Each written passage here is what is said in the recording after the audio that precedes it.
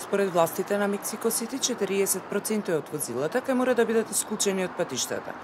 Се уште не објавен датумот за почеток на ограничувањето на движењето на возилата, но се очекува ово ограничување да трае најмалку до 30 јуни. Истовремено, градските власти побараат фабриките во градот да ја намалат емисијата на штетни гасови. Според жителите на Мексико Сити, овие мерки не се ефективни. Мислам дека може да направат и други нешта, освен забраната за движење на 2 милиони автомобили. Наместо да се намали загадувањето, се зголемува. Треба да се консултираат со луѓето за да им кажат што точно се случува. Согласно препораките на властите, во периодот од 13 до 19 часот жителите треба да останат во затворени простори и да се воздржат од вежбање на отворено за да ги избегнат проблемите со дишење.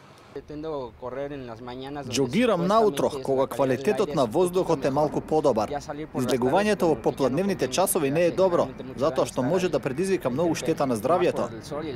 Неодамнешната серија на предупредување за смогот следи после периодот на сериозно намалување на квалитетот на воздухот во метрополата.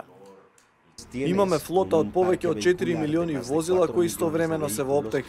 Ги заситуваат можностите на патиштата и ја нарушуваат рамнотежата на загадувањето во овој веќе нестабилен регион. Нашиот главен фокус е намалувањето на бројот на возилата.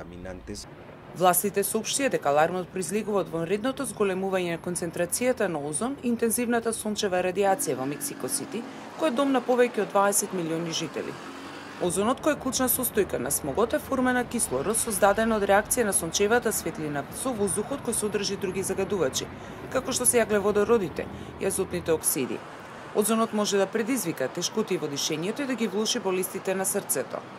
Децата и постарите лица се особено изложени на ризик.